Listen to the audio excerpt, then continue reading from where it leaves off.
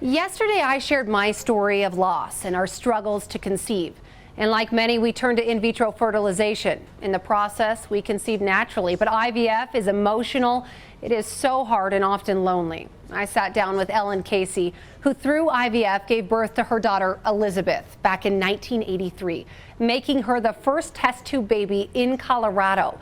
She shares her story to knock down the stigma surrounding infertility and give others hope. A time where infertility treatments, I was told it was a sin against God. Were taboo. The religious, ethical, moral controversy was fierce. Physical pain. I'd already had surgery 7 times. But the emotion. The worst pain you can ever have. Possibly the toughest part. To love a baby that you haven't even met. To love a baby you haven't even conceived.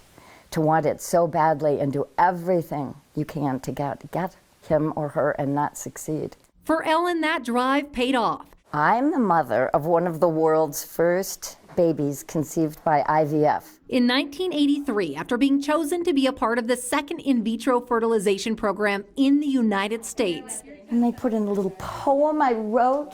Ellen gave birth to her daughter, Elizabeth. Tell me what it was like, though, that first night of being home, just being mom. Oh, I couldn't believe it. In fact, I'll tell you exactly what it was like. I was in my bedroom by myself, carrying this tiny 5-pound baby, and I caught sight of myself in the mirror. And I just stopped. And I thought, oh my God, I have a baby.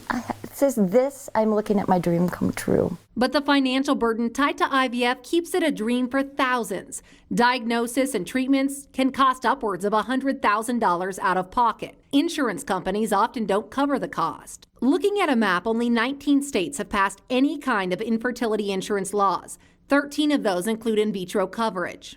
This is when she was born. Colorado just became one, and it took pioneers like Ellen. When you found out you were pregnant, was there any fear to that? None. None. Absolutely no. The minute I was pregnant, I knew I would stay pregnant and have this wonderful child and be able to share her conception with the world. Now her little girl.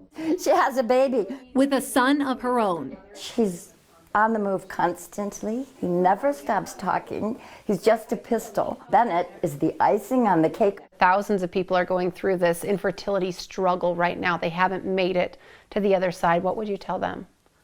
You're not alone. You are not alone. So many women know what you are going through and have the same feelings you are. Stay positive and talk to people. Ellen also wrote a book about her journey, and you can find that in this story at KOAA.com. But as some added encouragement, just this year, the Colorado Building Families Act was signed into law that makes large employer insurance plans for businesses with more than 100 employees cover infertility treatments the same way that they cover disease treatment. For News 5, I'm Bree Groves.